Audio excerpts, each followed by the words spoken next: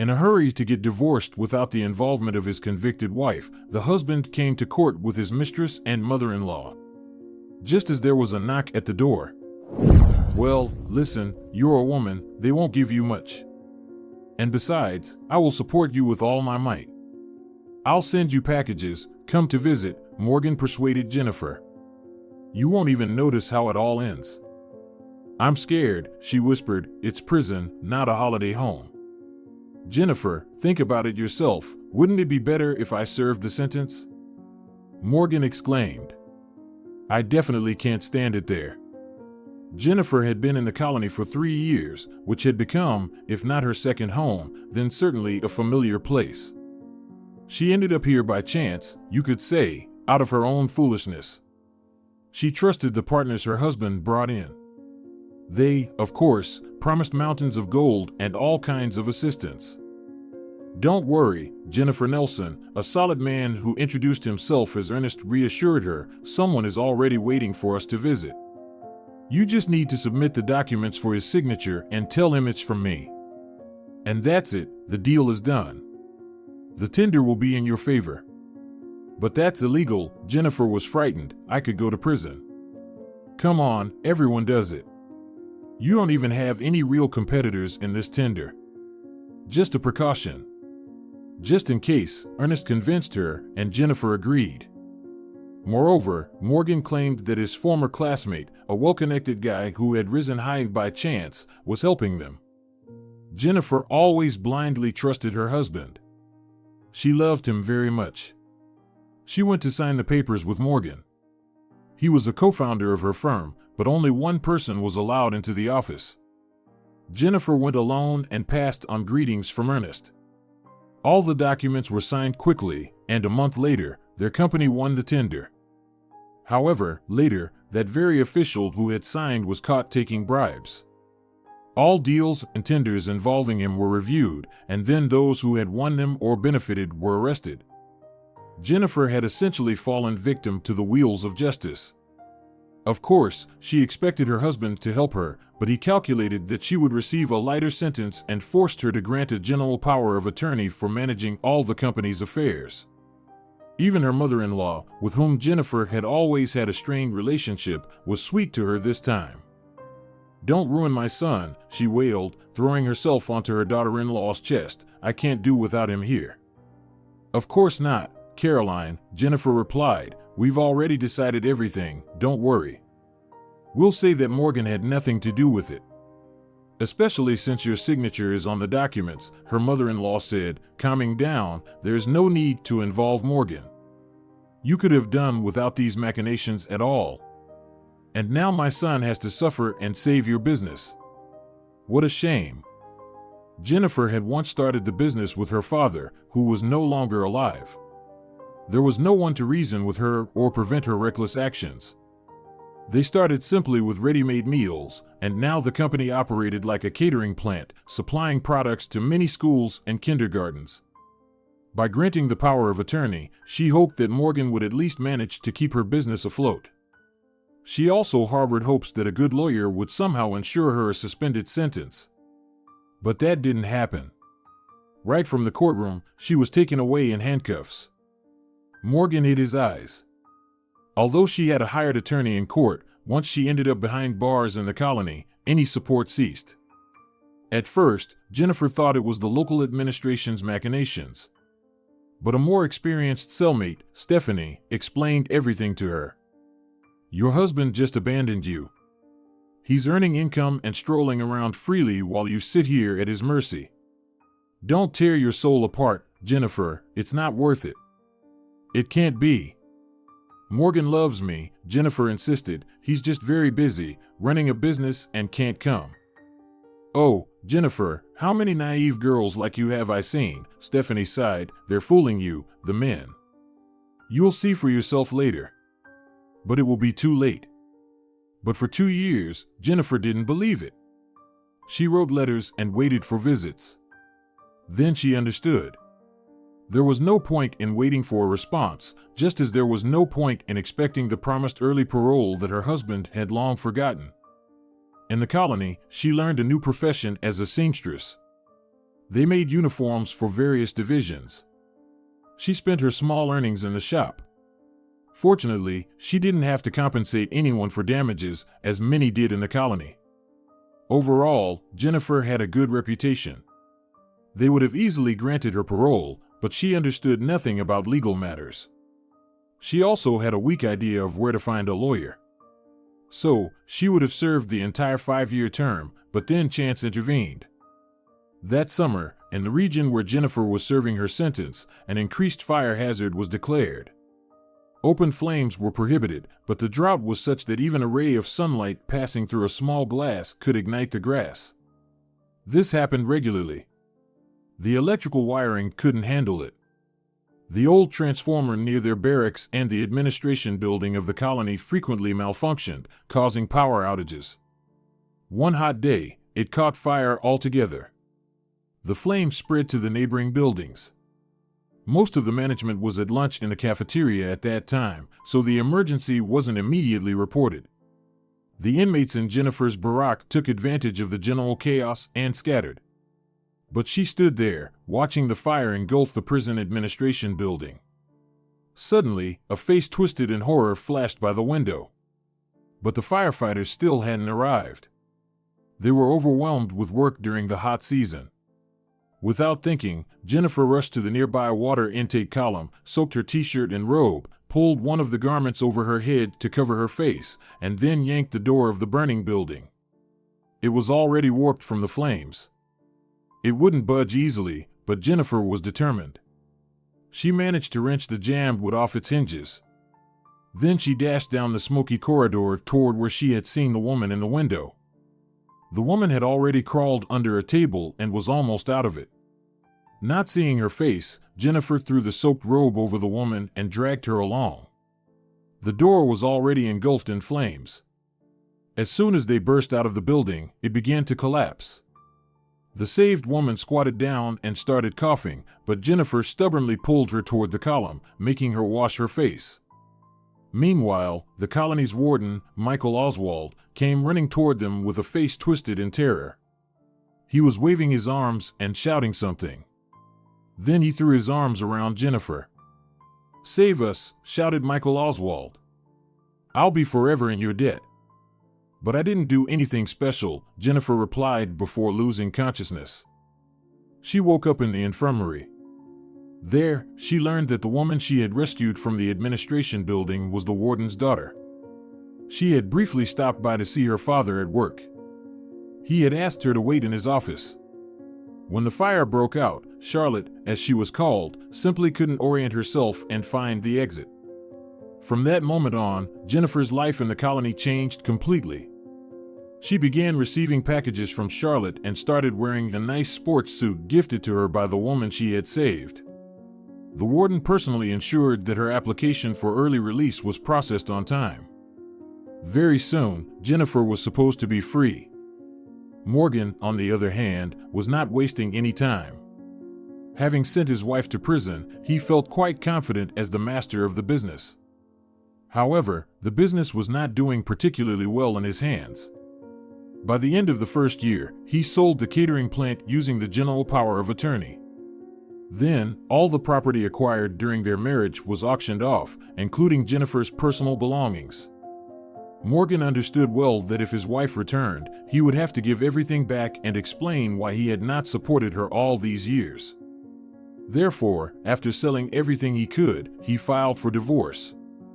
This procedure was as simple as possible for him due to the absence of children. Additionally, Jennifer was incarcerated, which made things even easier. The court quickly decided in favor of the unfortunate deceived husband. However, he still had to go to court with those with whom he had to sever ties. He was unwilling to return their money or pay compensation for breached obligations. The court cases had already dragged on for a year. The final hearing was about to take place. By that time, Morgan had changed his residence.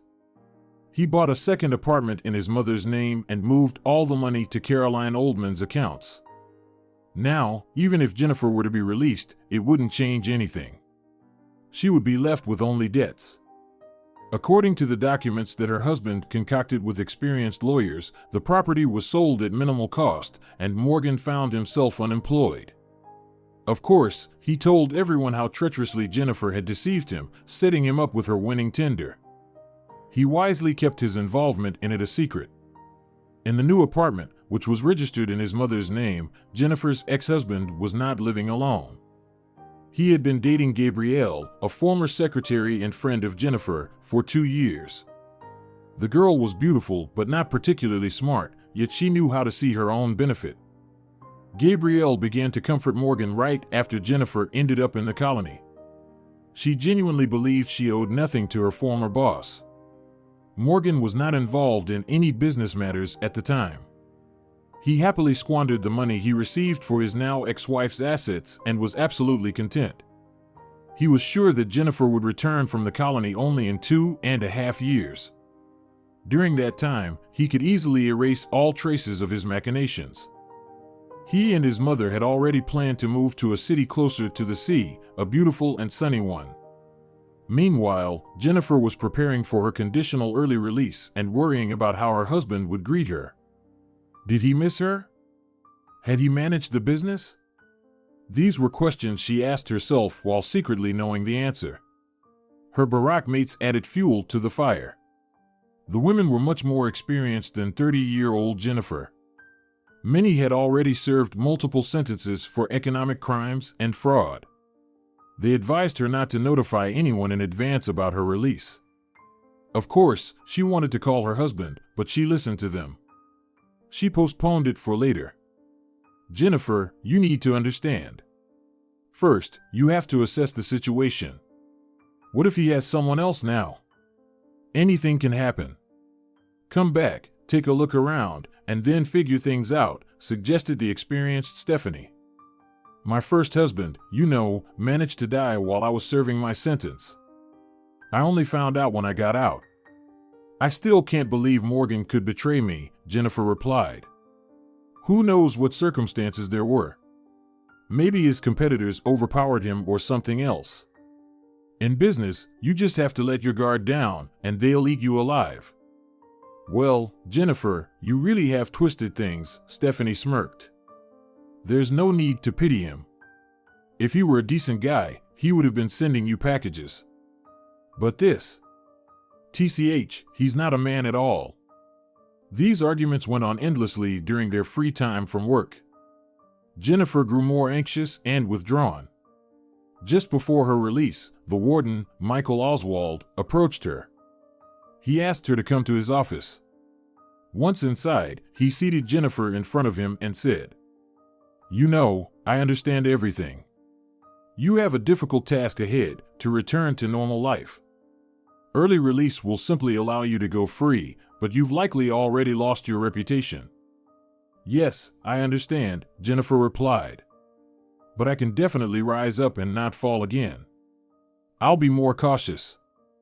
And one more thing, I don't know how to say this, Michael Oswald hesitated, but, a year ago your husband offered me a bribe. Well, to be precise, people came on his behalf. They really begged me not to let you go early, but you understand, my conscience is worth more. I have no complaints about you. You've atoned for your guilt, and that's my opinion. I don't believe Morgan could do something like that to me, Jennifer exclaimed. Surely, it was my mother-in-law who did this. She never liked me, and here was such a chance to leave her hated daughter-in-law in prison longer. I just wanted to warn you, Michael Oswald replied. We see different situations here, and relatives don't always behave the same way. I would advise you not to tell anyone about your release yet, but to come and see the situation for yourself. Yes. Mr. Michael, you share an astonishing agreement with my roommates, Jennifer responded. Okay, I'll heed this advice, though I'm sure this is all just a silly misunderstanding. A week later, she was released. Instead of relatives and friends waiting for her at the gates of the colony, it was Charlotte, the very woman she had saved. The daughter of the warden embraced Jennifer, helped her into her car, and drove her to the station. As a farewell, she handed Jennifer an envelope filled with money. Look, now you have someone here who is always ready to help.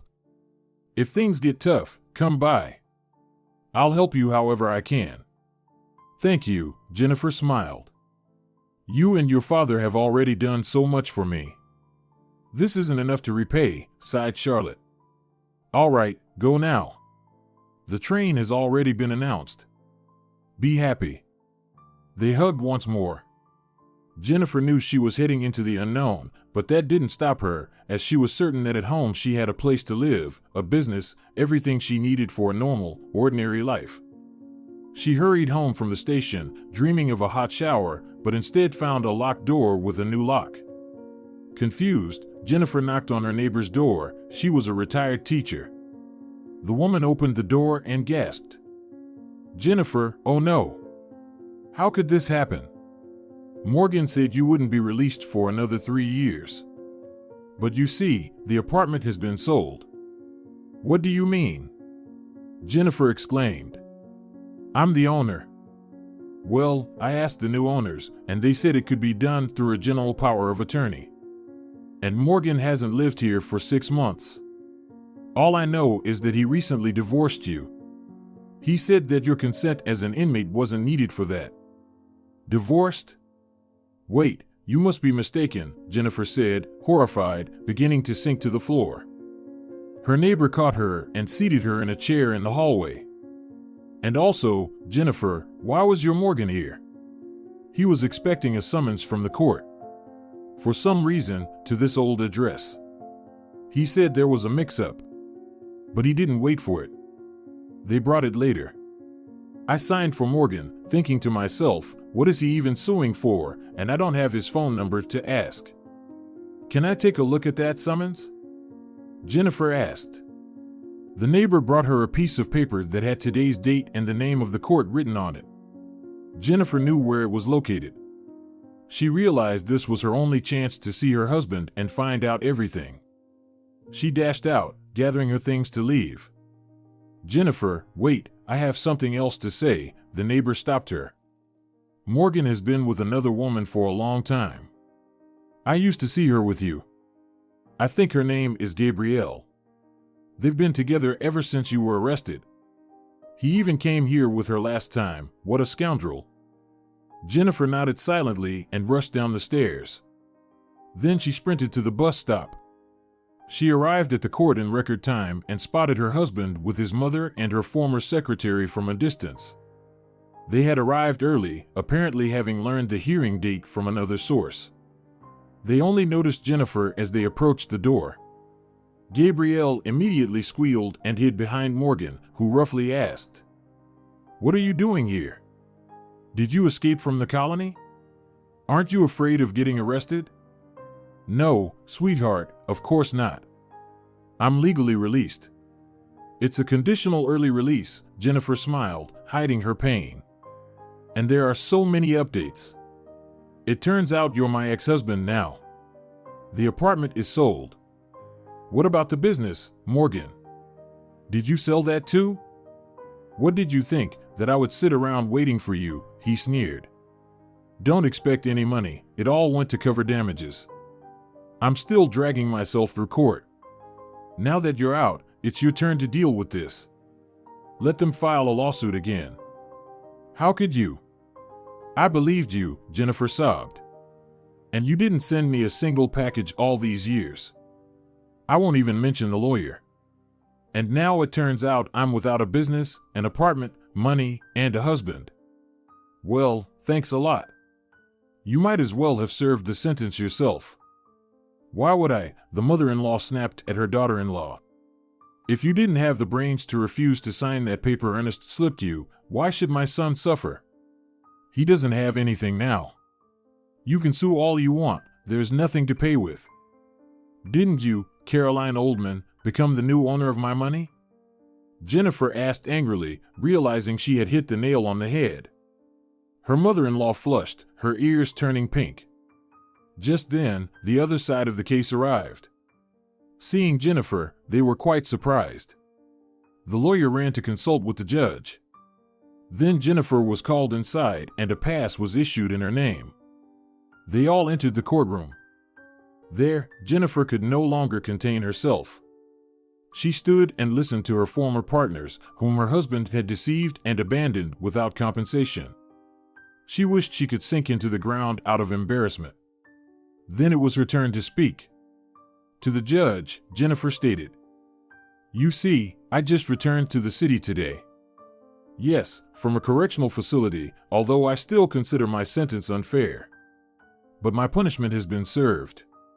And here I learned that my husband has been an ex for almost 3 years, that my apartment and other property are gone. Yes, I'm temporarily removed from there. I might be able to recover something, but why ruin the lives of the people who honestly bought that property?" Jennifer wiped her tears away. "Let's get to the point," the judge requested. "This isn't a psychological support service." "I am addressing the issue," Jennifer sighed. "Using the general power of attorney in his name, my now ex-husband sold all the property and now wants to make me the guilty one. But it doesn't matter. In any case, if this matter continues, it can only be after I review it." Unexpectedly, the plaintiff's side requested the floor. The judge allowed them to speak, and the owner of the company said, "Personally, I have no claims against Jennifer Nelson. If she will participate as a party in the proceedings, the lawsuit will be withdrawn." "You want to withdraw the lawsuit," the judge clarified. "Very well. Then the hearing is adjourned." While the clerk was preparing the paperwork and other formalities were being observed, a former partner approached Jennifer. "You know, I really feel for you, but I don't know how to help here. Your now ex-husband simply destroyed everything that was created before him. I can only spare you the obligation to pay damages." "Thank you very much," Jennifer replied wearily. "I understand everything. And I'm very grateful." She left the courthouse and sat down on the nearest bench. Her head was spinning. As she sat there, her former husband emerged from the building, smirking. He approached her and sneered. "You came back just in time." "Thank you. You got off easy." "Morgan, how could you do this to me?" Tears filled Jennifer's eyes. She still loved him despite everything. "For so many years, my father and I built this business, and you lost everything in just 2 years." "What was there to lose?" her ex snapped. "They swooped in like vultures as soon as you went to jail. No one wanted to deal with us. Contracts were canceled. I barely managed to sell everything off for cheap and settle some debts. By the way, don't forget to pick up your copy of the divorce certificate. I've already received mine. Just in time, too. A little longer, and I would have had to split the property with you in court. But we parted ways easily, without unnecessary formalities." "And Gabrielle, how did you end up with her?" Jennifer asked. "Was it during our marriage?" "Well, it depends on how you look at it. After your arrest, we got together. She helped me navigate your big business and everything. She knew where all your stamps and documents were kept." "I see. Thanks for the lesson, Morgan. They told me in the camp, but I didn't believe it. Turns out I'm no better than anyone else. I've also become a victim of my own trust." "Oh, don't play the sympathy card," Morgan replied. "Just be grateful you're out and alive. Don't look for me. Definitely not at that old address. You deal with the apartment yourself, whether to move back in or not. The buyers know there's someone temporarily registered there. They won't be surprised. I even gave them a good discount for all the inconvenience. But that's my apartment. My premarital property." Jennifer shouted. "How could you sell it?" "By general power of attorney," Morgan smirked. "You signed it yourself. It covered all actions in your name." Jennifer screamed and lunged at her ex-husband, but a court guard intercepted her and escorted her out the gate. "There's no need to act out here," he protested. "I'll call the police, and you'll go to the station. Don't disrupt the order, miss." Jennifer walked away silently. She couldn't afford to get involved with the police now that she was released early. She needed to sort out her accommodation. She found an inexpensive hostel and booked a place for 2 weeks. The money Charlotte had given her was safely stored in a safe. The next day, she ordered a copy of her divorce certificate. Then she went to her parents' grave. The graves of her father and mother were in disarray. She organized a thorough cleaning, bought flowers, and cried the entire time, mourning either for herself or for her loved ones. She didn't even know what made her grieve more. After waiting for the document to be ready, Jennifer took a train ticket. There was nothing for her in this city without a home or a job. Jennifer returned to the place where she had served her sentence. She had nowhere else to go. It would be absurd to move back into the apartment where she was registered, especially now that new owners lived there. From the station, she called Charlotte and explained the situation. Charlotte agreed to help. She came and picked Jennifer up from the station. "Hi. So, did your worst fears come true?" Charlotte greeted her with a question. "No worries. I'll help you however I can. You're not afraid of work, are you?" "No, but you understand, with my release certificate, not many places will take me. It's not the best recommendation. Half the city is like that. Many people have nowhere to go after being released. Look, I have a room available. It belonged to my aunt, my mother's sister. She's in a dormitory, but it's clean. The neighbors are decent, and there's some furniture. You can stay there, I won't charge you anything. Meanwhile, I'll try to help you find a job." "Thank you, Charlotte," Jennifer nodded. "I'll do my best to justify your trust. Don't mention it. I know the general details of your case." "Your father told me," Charlotte replied. "It's clear you didn't understand anything there. Your husband set you up. Don't worry. Everything will be all right." Jennifer was settled in a room at a dormitory in the city center. In the first few days, she gradually adjusted, getting to know her neighbors, mostly women. There were only a couple of men on the entire floor. She walked around the city, learning the streets so she wouldn't get lost if necessary.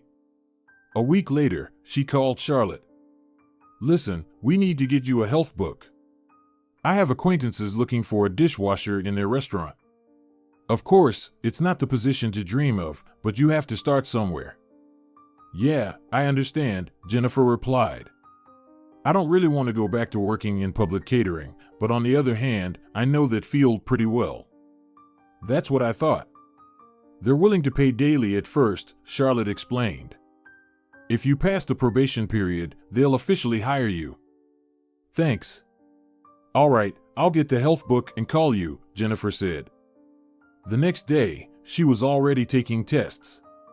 She had to pay for the paperwork and the training.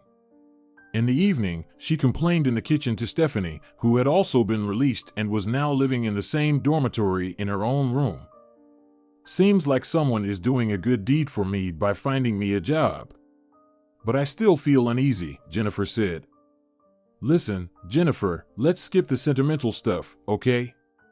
Stephanie smiled. "You've been sewing jackets and overcoats for 3 years, and now you can't work as a dishwasher? And besides, it's a restaurant, not a greasy spoon. You might even get fed. As long as you don't fall into despair. After being incarcerated, anger will come with time. That's normal. You're returning to life, Jennifer. But don't you dare give in to your emotions. They're unnecessary right now." "Oh, Stephanie, you'd make a great psychologist," Jennifer laughed. "You see right through all my problems and lay them out neatly. And really, why was I upset with Charlotte? As if there's a line of employers waiting for me outside my window." A couple of days later, her health book was ready. Charlotte drove Jennifer to her new workplace. The restaurant turned out to be quite upscale, one of the most expensive in the city. Jennifer wouldn't have applied there on her own, she would have been too afraid. The manager, Frank, a young guy with slick back hair, looked at her disdainfully, checked her documents, and warned her. "If I find out you're stealing, you'll be out on your ear.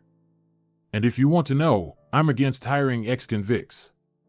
But for some reason, the owner decided to take you. It's his call. But I'll be watching you twice as closely. All right, I'll do my best not to let you down, Jennifer replied, barely suppressing her anger. She didn't like this lecturing punk at all. We have a uniform, even for dishwashers. Hair must always be kept tidy and pinned up, Frank listed his requirements. We wash our uniforms ourselves, you come in wearing a clean set. We tried having the staff do it, but it turned out many neglected their laundry. Got it, I understand, Jennifer nodded. What's the schedule? When do I start the internship, and what's the probation period? For now, it'll be 6 on and 1 off. We don't work on Mondays, Frank explained. You can start your internship right now.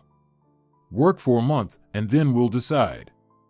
By the way, think about your shoes. You'll definitely get tired running around in those heels.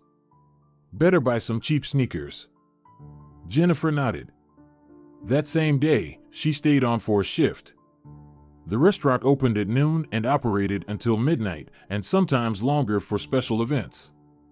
Her inconspicuous appearance was actually helpful here. While clearing dishes from the tables, she didn't attract unnecessary attention. In the restaurant, a striking appearance was not favored among the waitstaff and other personnel. As Frank explained to her, that was the owner's condition. You're lucky you look like a little gray mouse, otherwise, you wouldn't have been hired at all, he sneered at Jennifer. With looks like yours, how did you manage to accomplish anything? Or is your story just like everyone else's, set up, blamed, and you're just an innocent little daisy that mean people hurt? No, I'm at fault. I decided to listen to my husband, Jennifer snapped. There's no one else to blame here but myself. Well, the manager continued to mock her. But you worked in food service, didn't you? Didn't you have enough brains to think about what you were doing? I trusted him, Jennifer justified herself, tears welling in her eyes. And it turned out to be completely in vain. Frank seemed to derive pleasure from her suffering. He repeatedly dug into the details of her biography, savoring the sordid details and constantly provoking Jennifer. The only one who defended her was the establishment's oldest employee, the cook, Bernard Patterson, the owner's best friend who also had a stake in the business. Get out of here, Frank. The kitchen is no place for fools, the elderly cook chased the manager away. And you, Jennifer, don't fall for his provocations. Can't you see how the vulture circles, looking for a victim? Thank you for defending me, Jennifer cried, grateful to Bernard. Come on, sit down and try my dish. While there's still time and the crowd hasn't come rushing in. Later, there won't be a chance. Jennifer quickly found common ground with Bernard Patterson. By the end of her probation period, they had almost become friends. And after 6 months, the elderly cook was already calling her his daughter and doing everything he could to help and protect her. That's when Jennifer learned his story, which Frank also recounted to shame her. What, you've charmed our culinary genius, the manager scoffed. What a clever girl. But I still don't trust you. Remember that. Well, am I supposed to avoid talking to people because you're watching? Jennifer protested. Be careful not to trip yourself. Be careful with that old man. Who knows what might cross his mind, Frank remarked. 10 years ago, he lost his entire family in a car accident. His wife, daughter, and grandson. Bernard was driving and was found guilty in that accident. He also served a sentence. Ever since then, he's been withdrawn, but he's taken a liking to you. Just don't pry into his past, and anyway, I seem to have said too much. From that day on, Jennifer was particularly delicate with the cook, but she tried not to ruin his reputation and generally approached the kitchen cautiously so as not to appear too brazen. She often discreetly took home leftovers from meals that customers hadn't finished, and for a while, she managed to keep it a secret. But then changes were brewing at the restaurant. The old owner passed the business to his son. He had been ill for a long time and had planned to step back from his responsibilities even earlier. Jennifer felt shaken, like a quaking aspen. The old owner had been lenient towards former inmates, but how the new one would treat such staff remained uncertain. Moreover, there were other changes in the restaurant. One day, surveillance cameras were installed. Of course, it was for security, but Jennifer realized that now any minor infraction could turn against her. Still, she slipped up. Out of habit, after a long shift, she took some leftover delicacies for herself and Stephanie, and the next morning, she was summoned to the owner's office before her shift. Frank was there, grinning like a cat that had caught a mouse. Well, caught you, huh? I told you not to steal, he laughed. We have it all on camera. I warned you, don't associate with ex-convicts. And you too, thief.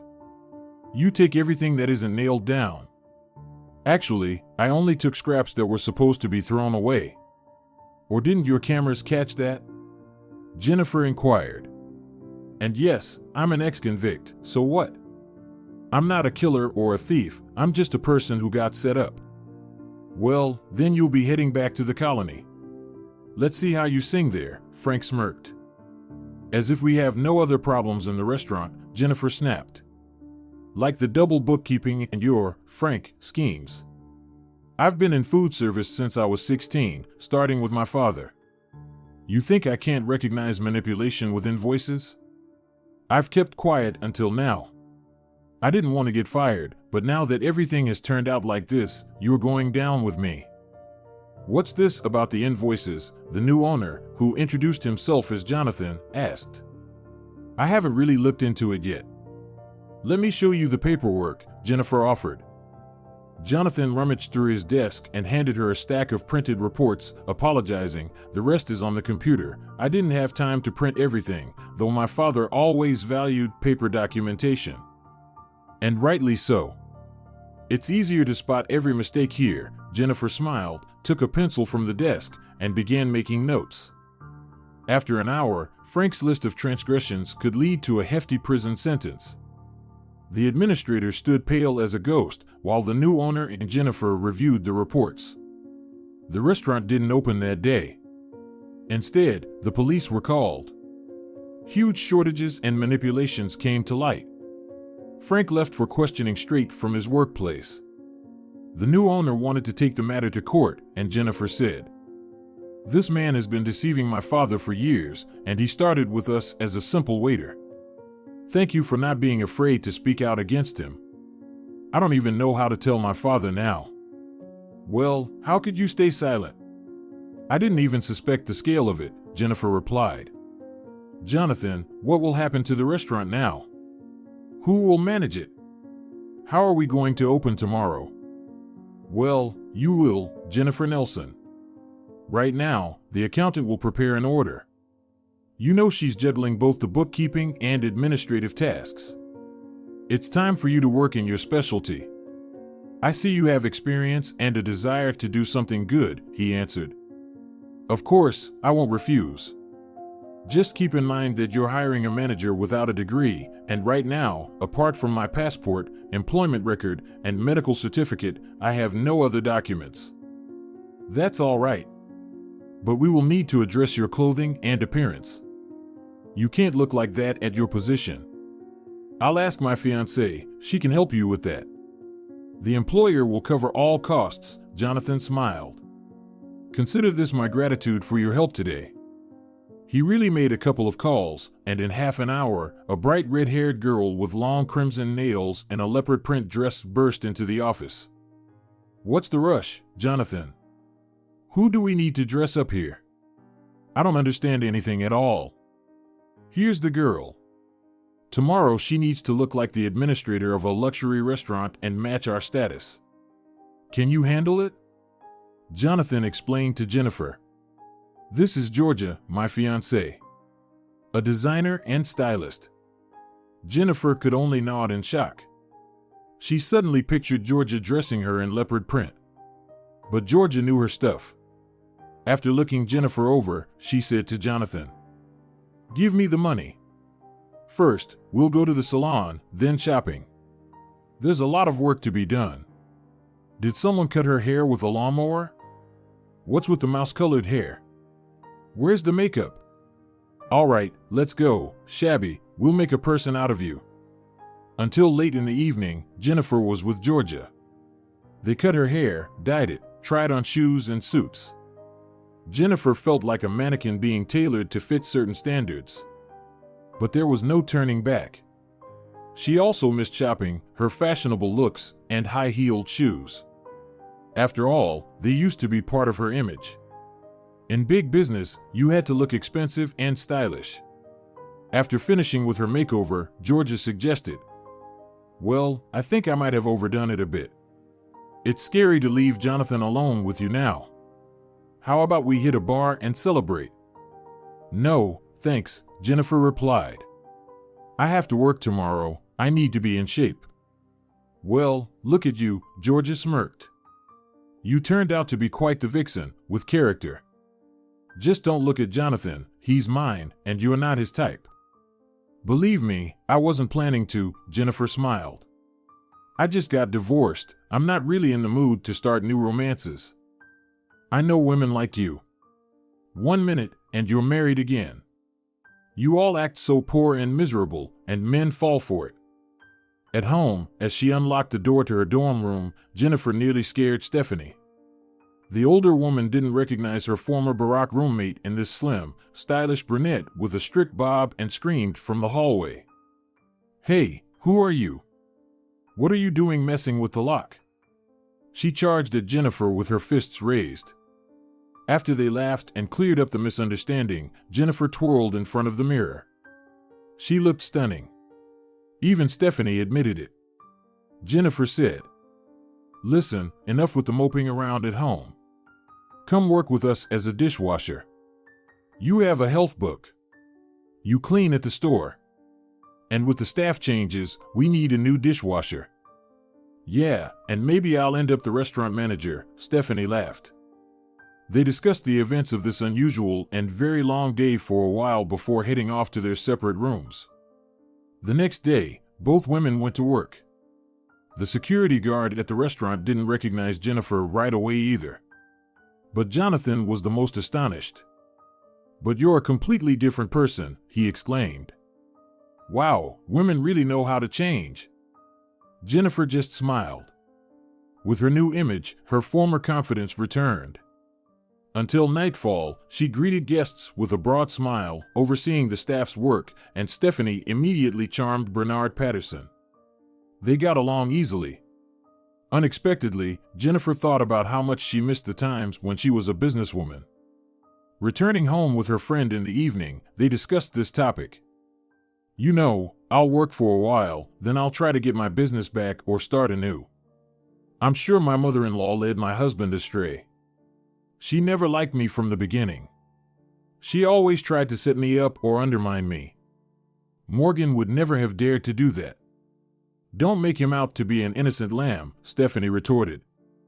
"Your Morgan understood everything perfectly. He demonstrated his indifference to you for so long. Do you still love him or something?" "I don't know, Stephanie." "Maybe you're right," Jennifer pondered. "So what should I do now?" "Live your life and be happy that things turned out this way. There are many good people around.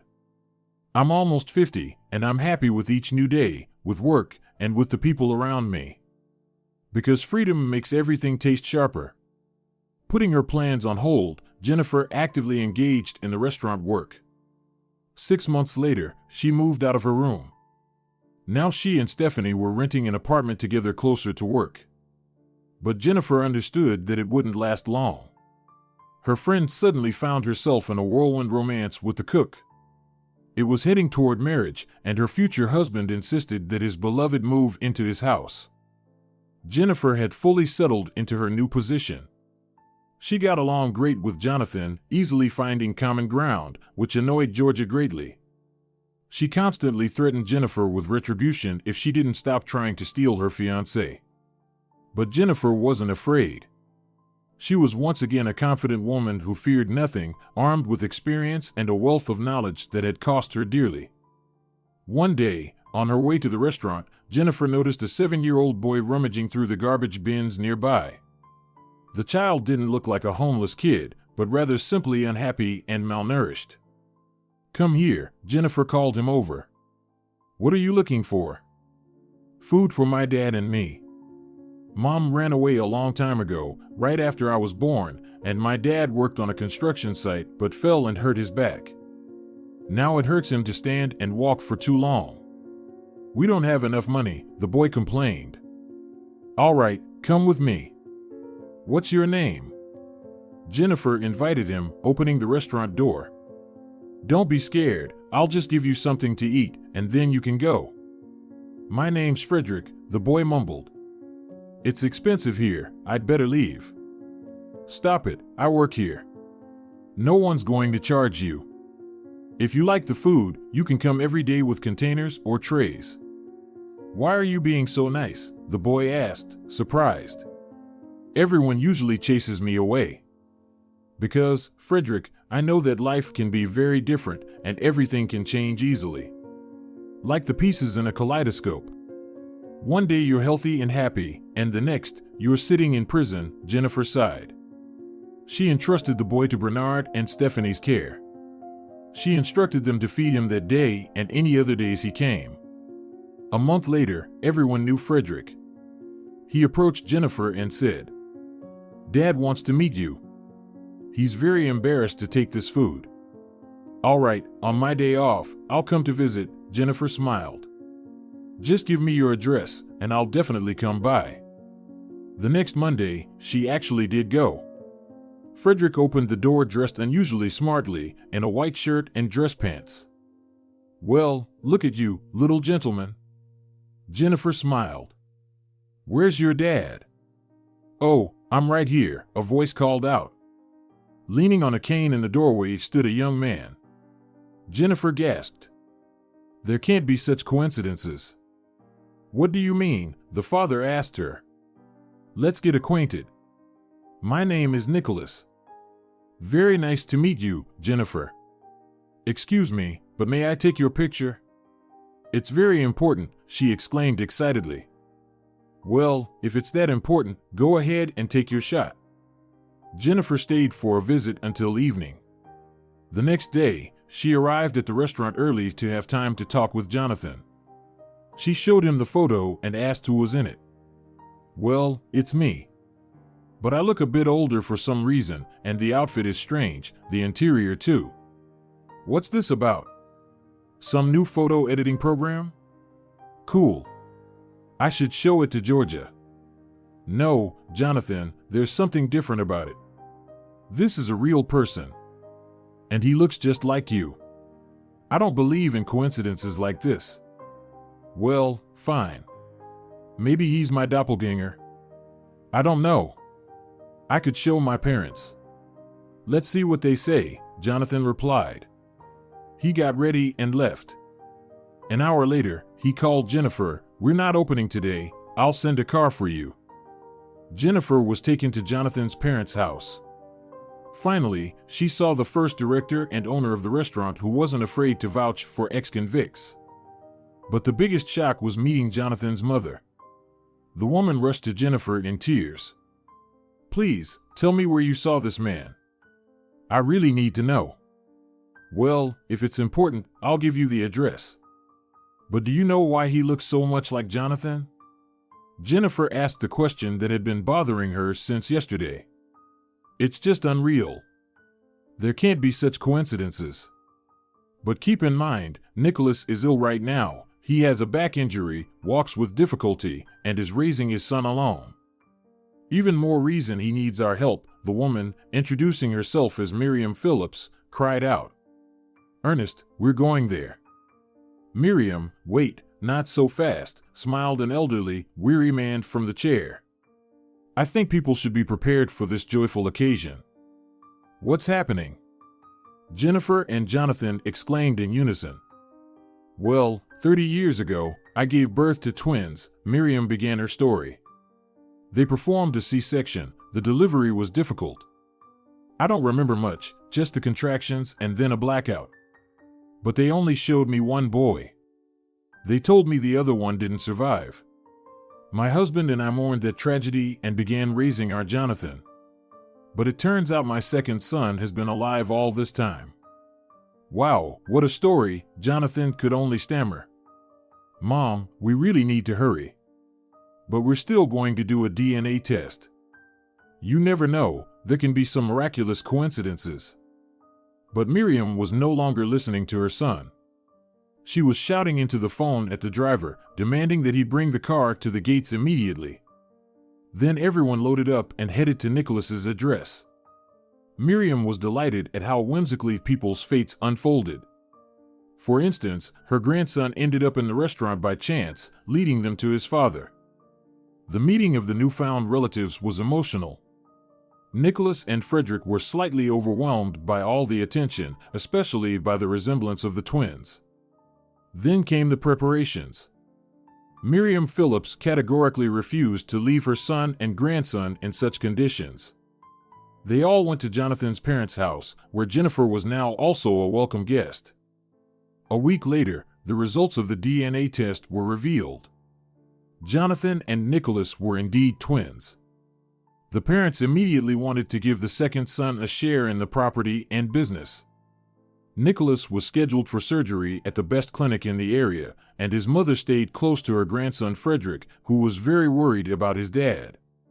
Jonathan didn't feel jealous, he was happy about having a brother. Nicholas unexpectedly asked for Jennifer to be brought to him, and his request was promptly fulfilled. "Thank you," he smiled from his hospital bed. "A completely new life has begun for me. And it all started because you just showed compassion for a son looking for food in a garbage bin." "Well, you definitely don't need to do that anymore," Jennifer nodded. "Are you married?" Nicholas suddenly asked. "I wouldn't want to take someone's good woman. But I'd have to do that if need be. I really like you. Why don't you focus on getting better first, and we can go on a date later?" Jennifer smiled. That same evening, Jonathan confessed his feelings for her. Jennifer shuddered at the thought of George's reaction to this revelation and asked, "Did you and your brother conspire or something? One is asking me out, and the other is confessing his love." "What, did Nicholas beat me to it?" Jonathan laughed. "Stealing girls from brothers is the last thing I'd do." "All right, I'll let it be. You two have fun. You'll have to marry Georgia. I hope you can handle that." "Of course." Jennifer burst into laughter. "At least I'll be left with my teeth and not have my hair pulled out. Your fiancée is quite the piece of work, Jonathan. I wouldn't want to cross her." "That's true," Jonathan smiled. "But we could have a double wedding. Our parents would be happy. Frederick would be too. He keeps asking about you." "All right, I'll stop by today," Jennifer promised. "But hold off on the wedding. We haven't even gone on a date yet." Their sudden romance with Nicholas quickly developed into a serious relationship. Frederick absolutely adored Jennifer. He dreamed that she would become his mother. And Jennifer herself didn't mind. She also had a great relationship with the twins' parents. With Nicholas's father and Jonathan, they discussed restaurant matters daily. With his mother, they talked about the future and raising Frederick. A month after Nicholas was discharged, he flew to a rehabilitation center by the sea with his mother and son. Georgia constantly tormented Jennifer with displays of wedding dress styles and demanded that she make a decision. They eventually decided to hold a double ceremony, meaning the brides needed to look harmonious. In the end, Jennifer simply allowed Georgia to make the choice herself. That same evening, Jennifer saw an unexpected guest at the restaurant. Gabrielle arrived at their establishment with a group of people in uniforms. She herself wore a brand new jacket with police captain insignia. In surprise, Jennifer rubbed her eyes. But nothing had changed. Gabrielle also recognized her former employer. When her companion stepped outside, she approached Jennifer. "Surprised to see me in uniform," the woman smirked. "Now I'll impress you even more. Your ex and mother-in-law have been arrested. An investigation is underway. Expect news, because the money from their accounts has been seized. You can confidently file for damages. I'll help you achieve justice." "Have you been in the police force for a long time?" Jennifer asked. "And did you work for me back then too?" "Well, of course. I'm sorry, you just got caught in the gears of an undercover operation. If I had rushed to save you, I would have jeopardized the entire case. As it is, our long-term operation has been successfully completed. A whole organized group has been arrested, including that pseudo-classmate of your husband's, your mother-in-law, and Morgan himself. By the way, he's not an innocent lamb at all. This is a gang of raiders who used schemes like his to rob lonely people like you of their businesses and homes. They even set people up for prison.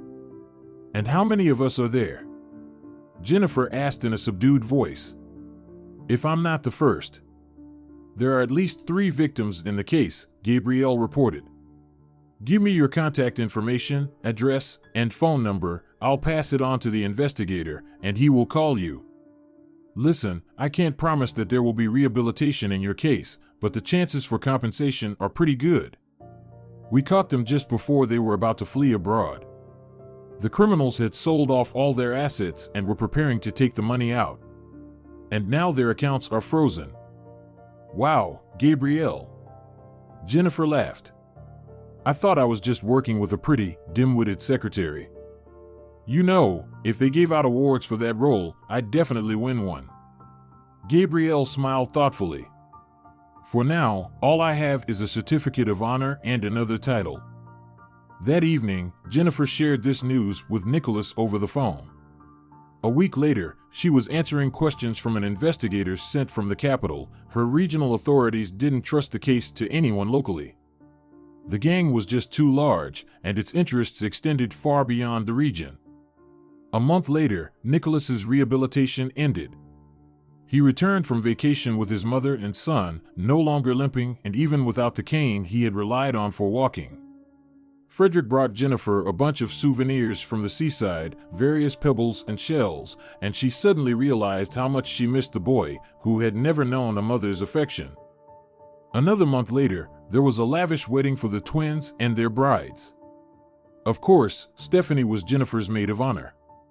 She was happy and blushing. She had recently gotten married herself. Now she and Bernard were attending a foster parenting school, preparing to adopt a child from an orphanage. After their wedding celebration, Jennifer and Nicholas moved in with Frederick in Nicholas's parents' house. The older generation of the family was very pleased with this arrangement. Jennifer continued to work in the business, now representing the family. Soon, there was supposed to be a trial for her ex-husband and mother-in-law. She decided not to attend and hired a lawyer. The reason for this decision was entirely justified. Jennifer and Nicholas had learned that they were expecting a baby. The future mother was starting to suffer from morning sickness. Frederick was excitedly wondering whether he would have a little brother or sister.